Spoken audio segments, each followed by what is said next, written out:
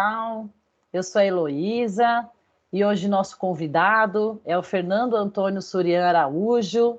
Tudo bem, Fernando? Oi, Heloísa, boa noite. É uma alegria estar aqui compartilhando com você desses momentos preciosos. Obrigada, Fernando.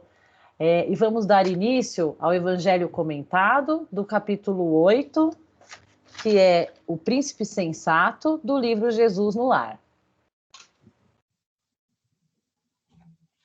O príncipe sensato.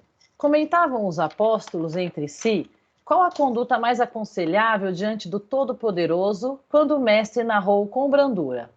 Certo rei, senhor de imensos domínios, desejando engrandecer o espírito dos filhos para conferir-lhes herança condigna, conduziu-os a extenso vale verdoengo e rico de seu enorme império e confiou a cada um determinada fazenda, que deviam preservar e enriquecer pelo trabalho incessante.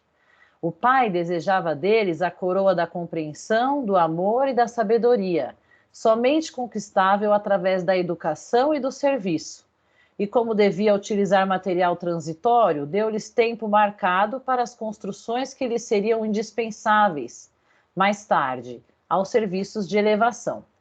Assim procedia porque o vale era sujeito a modificações e chegaria um momento em que a arrasadora tempestade visitaria a região, guardando-se em segurança apenas aqueles que houvessem erguido forte reduto.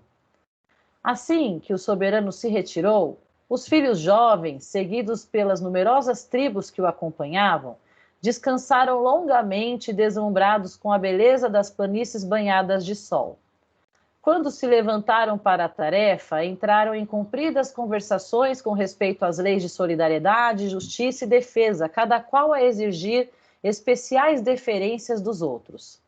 Quase ninguém cuidava da aplicação dos regulamentos estabelecidos pelo governo central. Os príncipes e seus afeiçoados, em maioria por questões de conforto pessoal, esmeravam-se em procurar recursos sutis com que pudessem sonegar, sem escândalos visíveis entre si, os princípios a que haviam jurado obediência e respeito, e tentando enganar o magnânimo pai por meio da bajulação, ao invés de honrá-lo com trabalho sadio, internaram-se em complicadas contendas em torno de problemas íntimos do soberano. Gastaram anos a fio discutindo-lhe a apresentação pessoal. Insistiam alguns que ele revelava o rosto, a brancura do lírio, enquanto outros perseveravam em proclamar-lhe a cor bronzeada, idêntica de muitos cativos de Sidom. Muitos afirmavam que ele possuía um corpo de gigante e não poucos exigiam fosse ele um anjo coroado de estrela. Ao passo que as rixas verbais se multiplicavam, o tempo ia se esgotando e os insetos destruidores, infinitamente reproduzidos, invadiram as terras, aniquilando grande parte dos recursos preciosos. Detritos desceram de serras próximas e fizeram compacto acervo de lixo naquelas regiões, enquanto os príncipes levianos, inteiramente distraídos das obrigações fundamentais que lhes cabiam, se engalfinhavam a todo instante a propósito de ninharias. Houve, porém, um filho bem avisado, que anotou os decretos paternais e cumpriu-os. Jamais esqueceu os conselhos do rei e, quando lhe era possível, os estendia aos companheiros mais próximos. Utilizou grande número de horas que as leis vigentes lhe concediam ao repouso e construiu sólido abrigo que lhe garantiria a tranquilidade no futuro, semeando beleza e alegria em toda a fazenda que o genitor lhe cedera por empréstimo. E assim, quando a tormenta surgiu, renovadora e violenta, o príncipe sensato que amara o monarca e servira-o, desvelado e carinhoso, estendendo-lhe as lições libertadoras pela fraternidade pura e cumprindo-lhe a vontade justa e bondosa pelo trabalho de cada dia, com as aflições construtivas da alma e com o suor do rosto, foi naturalmente amparado num santuário de paz e segurança que os seus irmãos discutidores não encontraram. Doce silêncio pairou na sala singela. Decorridos alguns minutos, o mestre fixou os olhos lúcidos na pequena assembleia e concluiu: quem muito analisa, sem espírito de serviço, pode viciar-se facilmente nos abusos da palavra, mas ninguém se arrependerá de haver ensinado bem e trabalhado com as próprias forças em nome do Pai Celestial no bendito caminho da vida. Então, Fernando, achei bem interessante essa passagem, né? Eu entendi quando ele menciona os irmãos mais novos, né? Que são os irmãos mais imaturos, inexperientes, os que querem tudo mastigado, acomodados, né? Que querem agradar pelos caminhos mais curtos, com pouco esforço, não tendo tanta dedicação. Então, eu entendi que esse príncipe sensato foi aquele que desde o início ouviu a mensagem e ao invés de ficar perdendo tempo, né, ele foi rápido e agiu da maneira. Ele teve os momentos de descanso dele, não que ele não teve, até comenta isso, mas ele também agiu conforme as ordens do pai, né? E ele não foi surpreendido no momento que eles precisavam ter essa casa forte, esse reduto forte. Ele estava lá preparado, porque justamente ele trabalhou para isso. Então, ele foi um previdente, né? E eu gostaria de saber também a sua visão sobre esse texto, Fernando. Obrigada. Eu que agradeço. Bem, Heloísa, aqui nós temos mais um dos ensinamentos preciosos de Jesus, trazido de uma forma simples, porém facilmente compreendida pelas pessoas da época, porque versava sobre situações que eles vivenciavam todos os dias. Então, por comparação, eles iam assimilando, né? E aqui ele procura dar importância à estrutura que Deus criou para que todos nós, dando-nos condições igualitárias para todos, para que todos nós, partindo do início, tivéssemos condições para concluir e conquistar a nossa felicidade. Então, em resumo, o que nós temos aqui é essa forma igualitária, primeiro, né, que Deus concede os benefícios do progresso e da felicidade.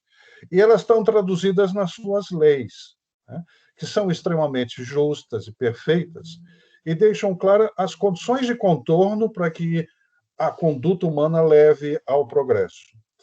Mostra muito claramente que o livre-arbítrio de cada um é que vai determinar o seu comportamento, se alinhadas ou não com essas leis, e os resultados que virão no futuro, que darão condições das pessoas estarem abrigadas ou não das intempéries, porque a vida é dura e ele sabe disso, e nos deu tempo para crescer. Mas esse livre-arbítrio é fundamental para que nós possamos fazer as obras que precisam ser feitas dentro de nós, evidentemente, para que nós possamos ter forças de superar. E o esforço de crescimento só é concretizado pelo trabalho. Quer dizer, a contemplação, o dogma, os rituais, não dão condições de nós conseguirmos entender os propósitos de Deus para nós. Precisamos de disciplina, de vontade, de humildade, honestidade, responsabilidade, principalmente por aqueles que estão à nossa volta, dos quais nós somos responsáveis, em estarmos passando também para eles esses princípios que vai possibilitar a libertação e o progresso deles. E, finalizando o resumo, o orgulho e a vaidade são os elementos que embaçam a nossa visão. Elas demoram, né, a nos trazer as conclusões, nos levando a discussões estéreis, e nós perdemos um tempo enorme com isso, e aí chegam as tempestades, chegam as pragas, e acabam destruindo, corroendo a nossa vida, e deixando-nos numa situação bastante difícil, né, por força da nossa própria escolha, né? Então, uma coisa certa que nós precisamos ter é valorizar a vida, né? E isso só será alcançado através do trabalho. Vida, trabalho. Viemos para construir dentro de nós e fora de nós situações melhores, situações que nos abriguem de todas as turbulências que a vida nos possibilita. Veja aí a pandemia, nós estamos no meio de uma turbulência muito grande e que tem exigido muito de nós em termos de paciência, de fé, de compreensão. Então, muitas das vezes, nós mesmos geramos essas situações difíceis, como você vê no comportamento dos irmãos mais novos e em relação ao comportamento do irmão mais responsável. Eles foram muito deficientes em termos de administrar e fazer crescer. Lembra muito aquela parábola dos talentos, né? É mais ou menos dentro dessa linha, onde a dádiva de Deus precisa ser multiplicada e fortalecida para que nós possamos ser felizes. E quantas vezes nós temos nos comportado como esses filhos mais jovens, né? Quantas vezes nós agimos de forma certa e quantas vezes nós agimos da forma errada, na mais delas, né? Nós temos muitas condições para recompor as nossas falhas de passado. Somos providos de muita informação hoje em dia e recurso que nunca tivemos antes. E temos boa vontade. Como é que eu sei? Porque decidimos aprender com Jesus, procurando conhecer-nos melhor, corrigindo o que percebemos que não está certo. E o fato de os nossos amigos que estão assistindo esse vídeo demonstram é uma prova cabal disso, o interesse em progredir, em acertar e fazer a coisa certa para poder estar preparado para a vida e tudo aquilo que ela possa se nos apresentar. Assim, não há nada mais urgente, do meu ponto de vista, Heloísa, e valioso do que o trabalho. Toda tarefa útil é um trabalho bom, que engrandece e protege. Encargos de família, serviços prestados à sociedade, trabalho voluntário, educação, paciência, capacidade de perdoar são ações benéficas e construtivas. Elas nos darão segurança para quando a tempestade chegar. Elas estarão dando uma vitalidade aos nossos sentimentos que nos fará ver as coisas sempre de uma forma diferente, sabendo que Deus é bom e que Ele nos dá o melhor e que nós temos na vida aquilo que temos já condições de passar. É aquele velho ditado: Deus dá o frio conforme o cobertor. Tá? Nós sabemos que na Terra nós temos muitos valores materiais e que eles são gostosos, são maravilhosos, né? E nós temos o direito de vivenciá-los, mas com equilíbrio, não nos deixando escravizar e nos dando mais importância às coisas do espírito. Né? Compara o seu sentimento, por exemplo, quando você faz uma coisa boa e depois quando você faz uma coisa eminentemente material. Onde você tem mais prazer e que a coisa dura mais? As coisas materiais passam muito rapidamente, né? Mas se você sente falta de alguma coisa importante, ou os seus velhos prazeres e conquistas materiais já não satisfazem o seu interior como antes, está na hora de fazer mais, de realizar mais. E o paradigma perfeito para isso, o nosso guia, a nossa orientação, as condições de contorno, são os ensinamentos de Jesus, que fez de tudo, passou por tudo, pelo que se sabe no universo, foi o único governador planetário que teve essa disposição de vir até aqui, ficar 3 anos conosco para deixar um caminho de regeneração da nossa caminhada. Infelizmente, passados 2021 anos, ainda não aprendemos, ou muito pouco caminhamos. E é aqui que nós podemos pensar disso, né? Com certeza, a nossa força de enfrentar as tempestades que ocorrem nesse planeta maravilhoso que é a fazenda de Deus que nos deu, essa força será muito maior na medida em que seguirmos os ensinamentos que Jesus veio para nos mostrar, para nos ensinar, principalmente exemplificando.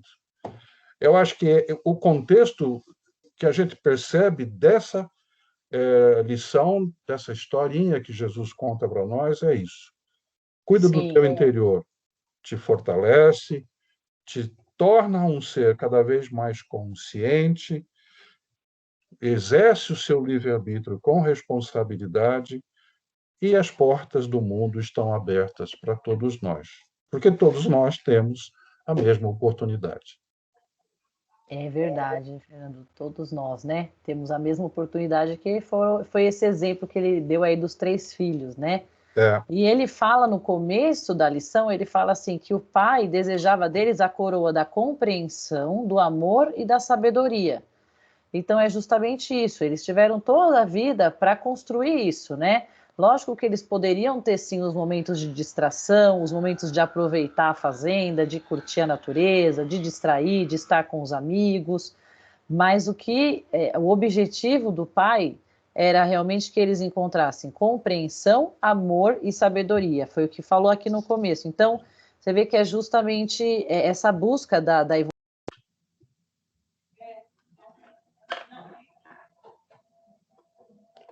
essa busca, a busca da regeneração, em que o bem já não é tão tímido, né? Um mundo em que sim. o mal ainda vai existir, mas que o bem prevalece sobre o mal. E é por É, isso que nós precisamos, né, pro nosso, aham, que o bem prevaleça, né? Que a gente faça essa busca contínua e que não sejamos tímidos, né? Possamos sempre sim. estar falando, relembrando e agindo, né? O mal é a ausência do bem. Imagina assim, é como se fosse uma sala escura, totalmente escura. Se você acende um pequeno fósforo que seja, alguma coisa já começa a se tornar perceptível, não é verdade? É, Então, enquanto não há luz, existe a escuridão. Quando você acende a luz, essa escuridão, ela não se transfere para outro lugar, ela deixa de existir. Por isso a importância da raiz desse ensinamento é a gente buscar a iluminação interna. E essa iluminação interna vai nos afastando cada vez mais do mal e vai contagiando as pessoas à nossa volta, e o processo transformador vai de vento em popa. Então, nós temos que trabalhar para isso. Nossa vida é trabalho é benefício de crescimento para todos nós. bacana, Não viu? só o trabalho material, né, Luísa? É, Sim, a gente tem que equilibrar os dois, né? é isso mesmo, Fernando, verdade, concordo com você. Fernando, então, agradeço muito a sua participação. Agradeço aqui hoje, nós tivemos o Fernando Antônio Surian Araújo compartilhando sua vasta experiência conosco, sua percepção do capítulo 8, o Príncipe Sensato. Se você também quiser comentar o seu entendimento, contribuir com o seu entendimento sobre a passagem, fique à vontade. É realmente para a gente utilizar esse canal para falar das nossas percepções e também utilizar essa leitura e essa interpretação também para fazer sua oração no seu lar. Então, também você pode utilizar esse vídeo para fazer a oração no seu lar. Então, agradeço muito, Fernando. Obrigada por se disponibilizar a explanar aqui para a gente. Muito obrigada, viu, Fernando? Eu, Obrigada mesmo. eu que agradeço, Heloísa, e Obrigada. de poder trazer uma opinião, tentando chegar mais próximo à prática do ensinamento de Jesus, né? Que essa é a verdadeira chave da felicidade de todos nós. Obrigado e fiquem com Deus. Obrigada. Fiquem com Deus.